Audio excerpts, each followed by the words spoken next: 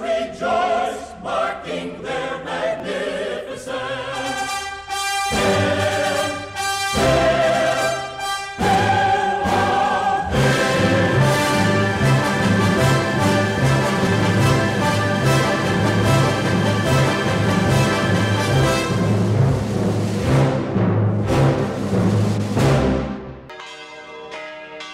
Nous sommes toujours en cours de reportage à Port-au-Prince, en Haïti. Vous voyez derrière moi ces tentes qui sont, dans le fond, le fruit du séisme qu'il y a eu en janvier 2010, ici à Port-au-Prince. Et encore aujourd'hui, des milliers de personnes habitent sous ces tentes.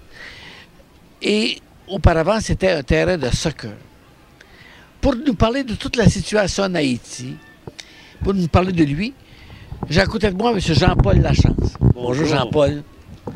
Jean-Paul est celui qui nous accueille, nous, le groupe de Québécois, l'abbaye Vrancourt, Mme Marianne, aussi une jeune dame de Montréal. Alors, tous les trois, nous sommes accueillis chez Jean-Paul pendant ces 15 jours.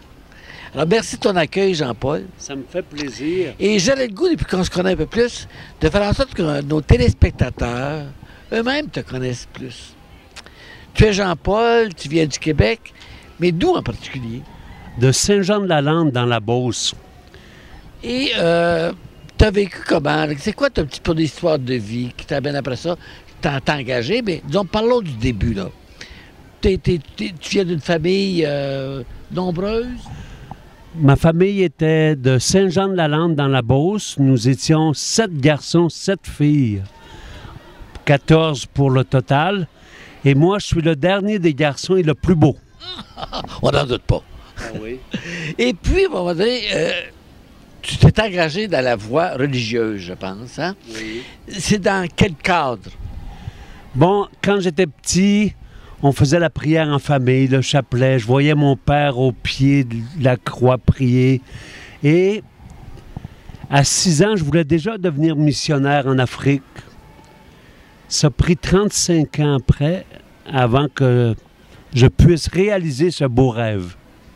Et tu es entré dans quel institut missionnaire, si on peut dire?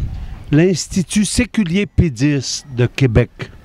Et pour ceux qui sont plus familiers avec la question religieuse, on sait que l'archevêque de Québec actuellement, qui est Monseigneur Gérald Delacroix, est un membre de l'Institut séculier Pédis avec qui tu as vécu. Oui. Je suis entré 1 an avant lui, j'ai vécu avec lui. J'ai eu une expérience en Colombie de 6 mois avec lui. Très, très intéressant, oui. Parle-nous donc un petit peu brièvement, là. Qu'est-ce que c'est que l'Institut séculier Pédis dans lequel tu es entré?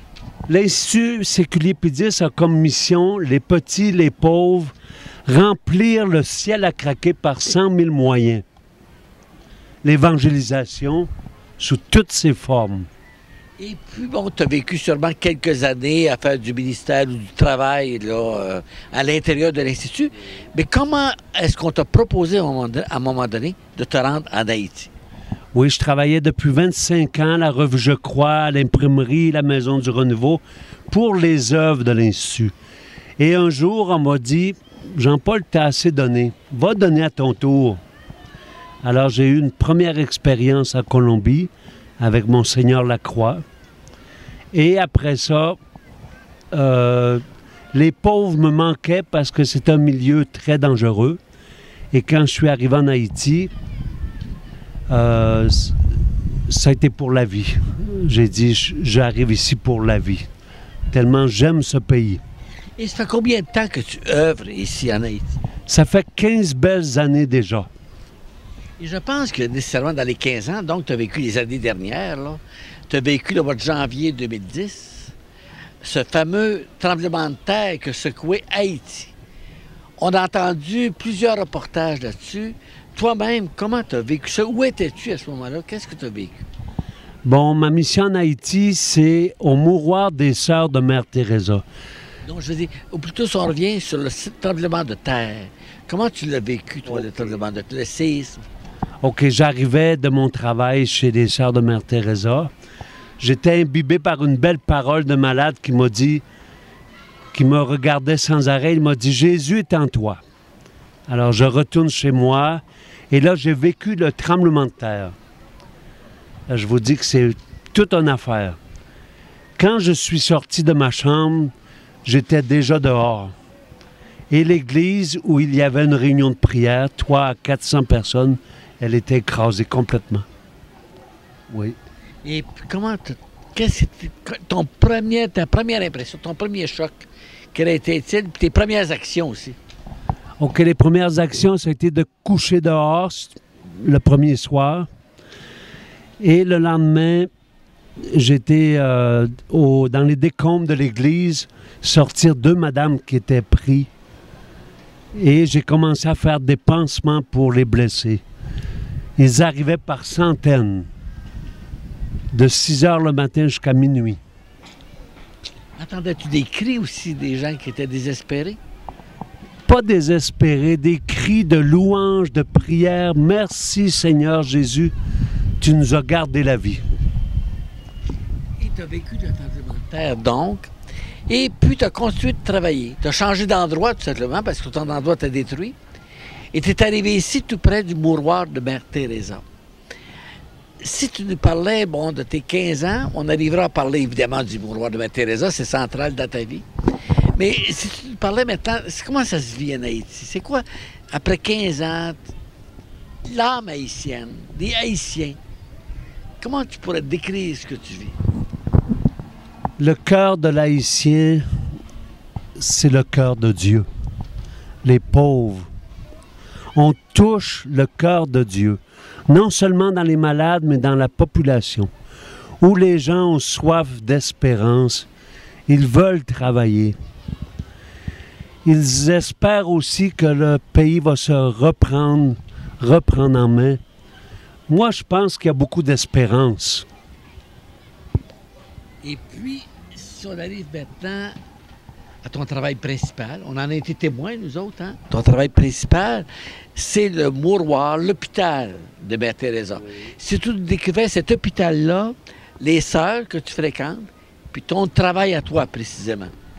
Oui, les sœurs de Mère Teresa accueillent environ 400 personnes, 200 hommes et 200 femmes, avec des enfants aussi. Et mon travail, c'est de couper les cheveux, la barbe, les ongles, donner des massages aux malades et leur parler, les écouter. Et c'est vraiment Jésus que je touche et que je côtoie la journée. Je peux donner un peu dans le même sens, je peux donner mon expérience personnelle pour avoir travaillé avec toi, là. Au moment où on enregistre ce reportage, on est au début décembre, et le 6 décembre dernier, il se trouvait que c'était mon 41e anniversaire d'ordination. Nous avons célébré la messe à cette occasion-là, et les circonstances ont fait qu'immédiatement, tu m'as invité à aller donner des massages aussi pour t'accompagner, hein?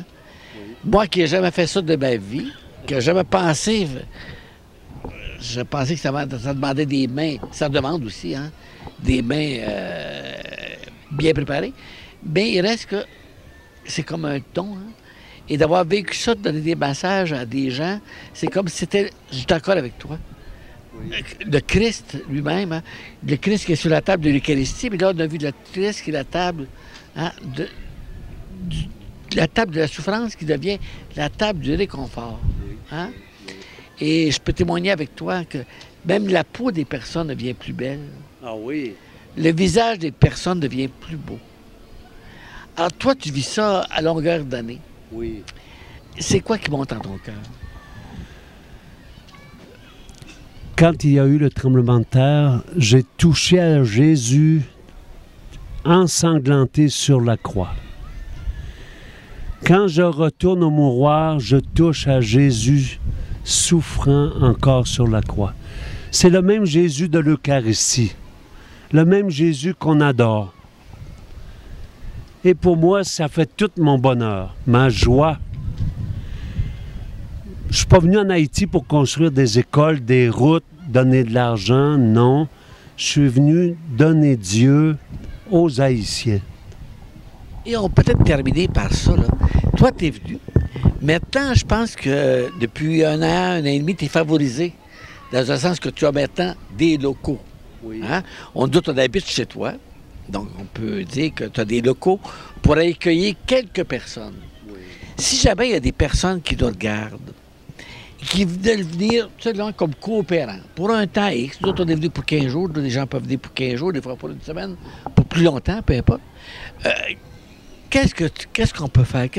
Comment tu peux accueillir ces personnes-là et quel travail quel ministère, quelle coopération leur apporter?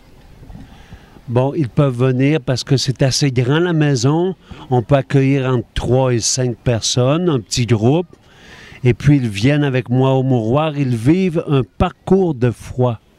Et aussi, on peut visiter le pays, faire des petits travaux de peinture, de nettoyage.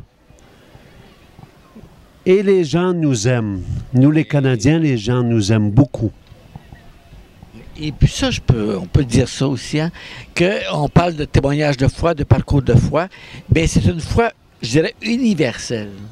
C'est pas nécessaire des catholiques, on peut être catholique pratiquant, là, ça c'est sûr, hein, mais c'est une foi large. Hein. Oui.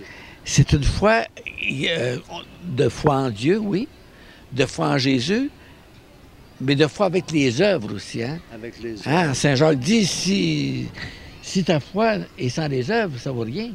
C'est ça. Il faut avoir les deux. Hein. Et donc, si les gens viennent ici, c'est pas nécessaire d'avoir une foi à traverser les montagnes, ça c'est sûr, mais c'est pas nécessaire d'avoir une foi là, toute intellectuelle. Là. Non, c'est un peu l'abnégation de soi-même. On s'oublie pour penser aux malades et se donner aux autres. Et puis, on peut même joindre l'utile à l'agréable. Oui. Ah, tu nous emmenais à la plage aussi. Puis on a fait on est au centre-ville. Mais le centre-ville, il n'y a rien d'inimaginable par rapport à ce qu'on connaît à Montréal ou ailleurs. Rien de comparable. Mais c'est autre chose. C'est autre chose, puis c'est très beau. Alors, tu peux amener les gens facilement au mouroir, collaborer avec toi, et puis aussi vivre hein, la condition, parce que c'est la chaleur ici, hein. Mais en même temps, c'est la bonté. C'est la beauté aussi. C'est la beauté. Et puis, nous autres, moi, personnellement, je vous invite à venir voir les fleurs de Jean-Paul. On a osé faire un petit jardin de fleurs. Ben oui. Alors, on vous invite à venir voir la progression des fleurs. Et pourquoi pas venir, vous autres, même en planter. Pourquoi fleurs, pas? Hein? Hein? Pourquoi pas? Venir à Haïti. Hein? C'est ça. Alors, qu'est-ce qu'on fait? Si jamais on va venir, comment on peut procéder? Bon, on peut passer par la baie Ivrancourt. Et puis lui me rejoint, et puis moi je vais les chercher à l'aéroport. Et puis je les accueille chez moi.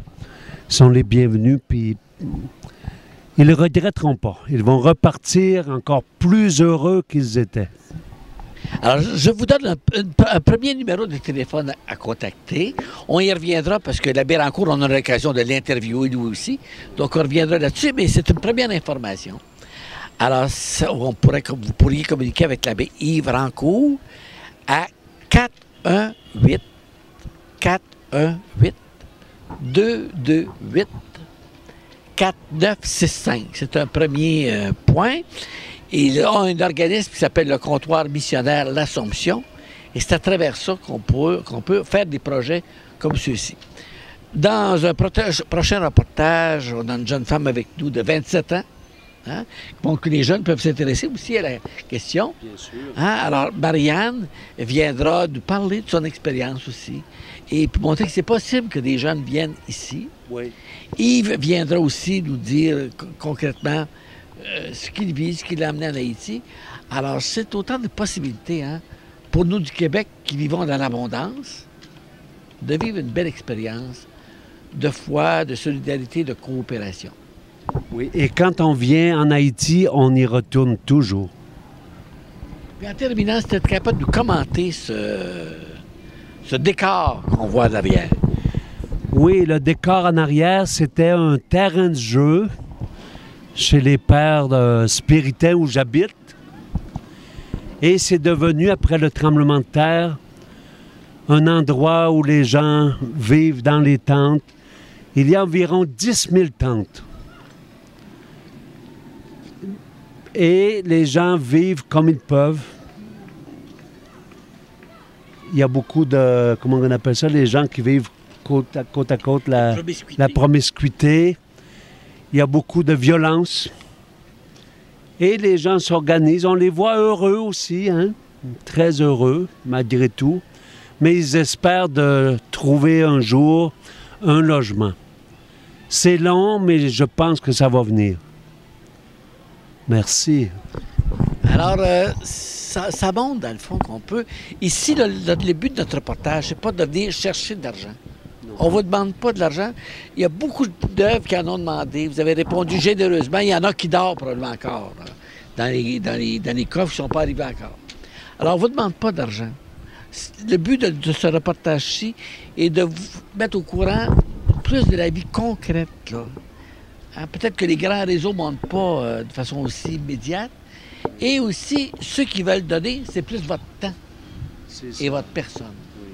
Hein, le but de notre reportage n'est pas de récolter des sous, mais de récolter du temps, de récolter de l'amour, de récolter des personnes. Alors moi, en terminant, je te remercie de ton accueil, Jean-Paul. Ça me fait plaisir. Et puis, chers téléspectateurs, bien, on se retrouve. Puis on va continuer, on va vous présenter d'autres images, hein, inédites, je peux vous dire ça. C'est inédit. C'est pas censuré, c'est la réalité telle qu'on l'a vue. C'est pas la réalité unique, hein, mais c'est celle qu'on a vue nous autres. Puis on poursuivra notre reportage avec les personnes que je vous ai mentionnées. Bonjour, nous sommes en présence de Sœur Cécile dans un orphelinat à Port-au-Prince. Alors bonjour. Bonjour Marianne. Ça va bien? Oui, ça va bien, merci. Je vais d'abord vous demander, vous faites partie de quelle communauté religieuse? Charité de Saint-Louis, les Sœurs de la Charité de Saint-Louis. D'accord. Et ça fait longtemps que vous êtes dans cette congrégation? Depuis 1986. Ah, d'accord.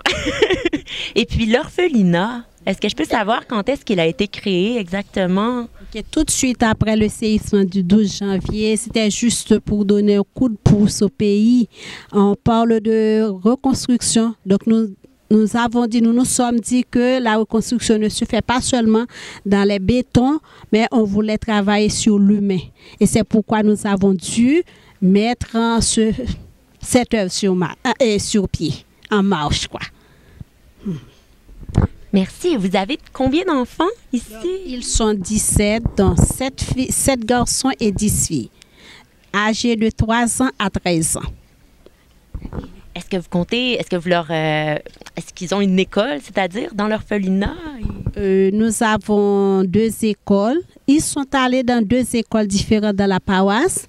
Les plus grands sont chez le père Chancy à l'école presbytérale et les plus petits chez les sœurs à l'école Immaculée Conception dirigée par les sœurs Saint-Paul de Chartres. D'accord. Et est-ce que vous comptez, ils vont rester ici pendant longtemps?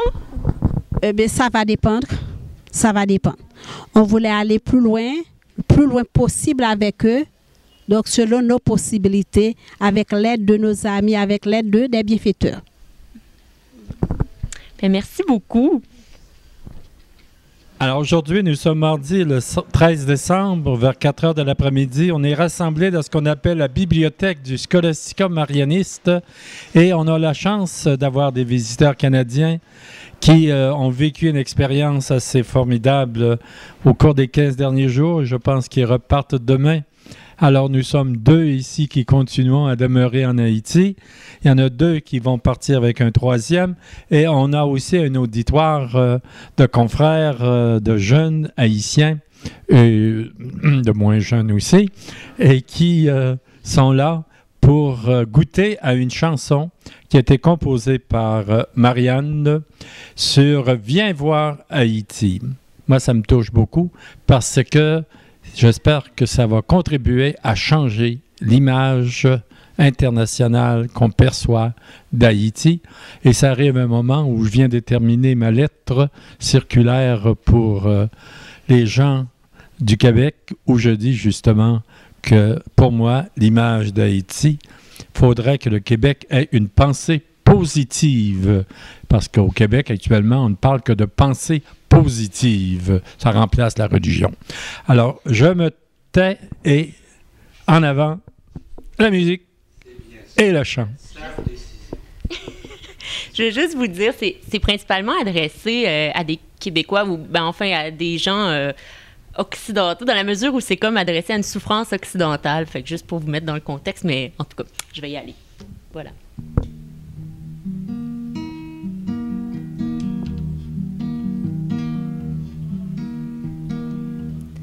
Tu ne sais pas ce qui t'arrive. Tu te sens seul, tu te sens vide. Tu sens que tu pars à la dérive. Tu ne crois plus à la lumière. Tu as compris c'est quoi l'enfer. Tu songes même parfois au suicide. Moi je te dis, il y a un pays qui guérit tous les maux d'ici. Moi je te dis, il y a un pays qui te réapprendra à sourire. Moi je te dis, il y a un pays qui guérira le fond de ton cœur. Va faire un tour en Haïti. Va faire un tour en Haïti.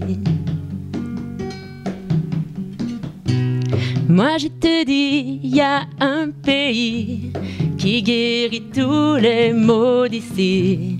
Moi je te dis, il y a un pays qui te réapprendra à sourire.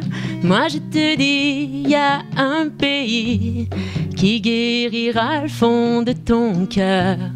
Va faire un tour en Haïti. Va faire un tour en Haïti.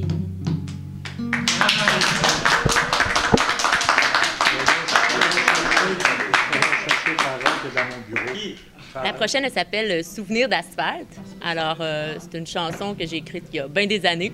Vous allez voir, parce que je viens de la ville, c'est ça.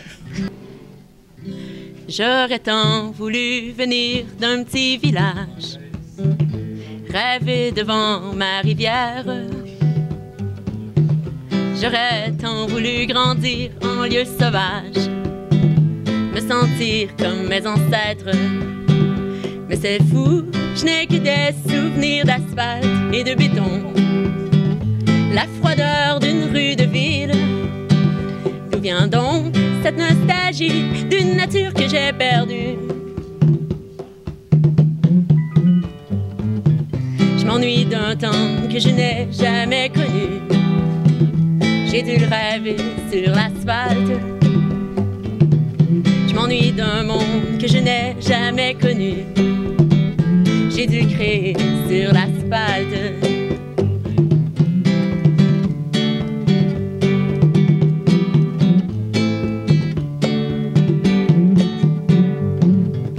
J'aurais tant voulu rêver sur mon village, rivage, idéaliser la ville.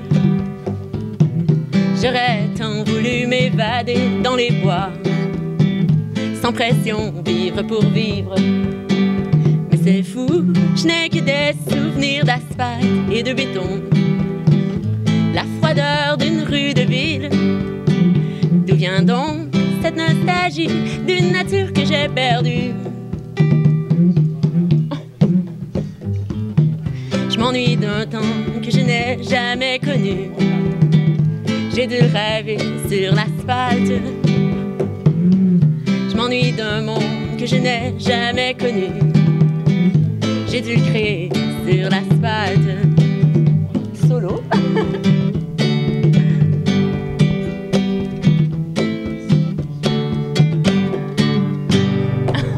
Merci. Bonjour Jean-Paul. Bonjour l'abbé. Bonjour l'abbé. Tu es ici depuis une quinzaine d'années. Qu'est-ce que tu fais ici? Ici, je viens pour travailler en collaboration avec les sœurs de Mère Teresa, au mouroir plus spécialement. Qu'est-ce que tu fais comme activité du jour au mouroir? Je coupe les cheveux toute la journée, la barbe, les ongles, les massages, et j'accompagne les malades qui vont mourir. Te sens-tu utile dans tout ça? Ah bah oui, c'est une belle mission d'amour et de tendresse. Tu nous as reçus aujourd'hui. Est-ce que ces jours ici, est-ce que c'est les premiers volontaires qui viennent ici du Canada? Oui, depuis 15 ans, vous êtes les premiers. Ça a rempli mon cœur de joie et d'allégresse. Est-ce que tu aimerais saluer les membres de ta famille? Oui, je salue d'abord Nicole et Claude, Gaétan et Louisette, Denis et Diane, Fernand, Marina et René, et Régent qui est au Salvador. Combien qu'il y a de personnes dans ce mouroir-là? Il y a environ 400 personnes, des messieurs, des madames et des enfants. Très bien. Et tu vas là combien d'heures semaine? Environ 36 heures par semaine, 4 jours semaine, 8 heures par jour.